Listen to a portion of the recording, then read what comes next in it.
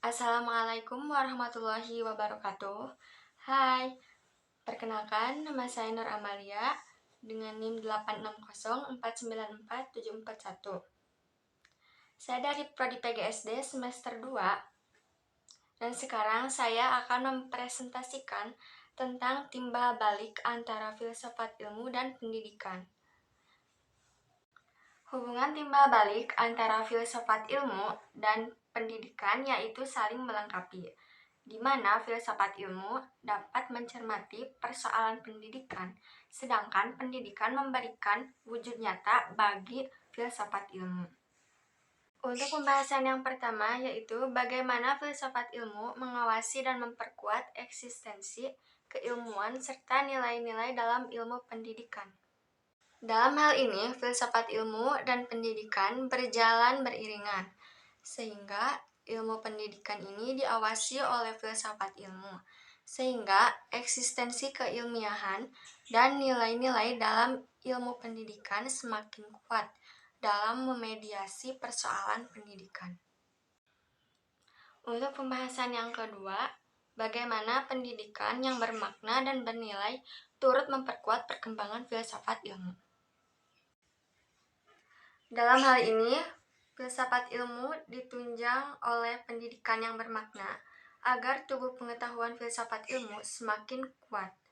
Ketika pendidikan dilakukan secara bermakna, siswa tidak hanya menghafal, tetapi benar-benar memahami logika di balik sebuah ilmu. Untuk pembahasan yang ketiga, mengapa filsafat ilmu dapat disebut sebagai pisau analis, ontologi, epistemologi, dan aksiologi dalam membedah persoalan-persoalan pendidikan. Hal ini karena filsafat ilmu mampu membedah atau membongkar tubuh pengetahuan pendidikan sehingga menjadikan ilmu pendidikan semakin kokoh. Jadi, hal tersebut menjadikan filsafat ilmu sebagai pisau analis dalam membedah persoalan pendidikan.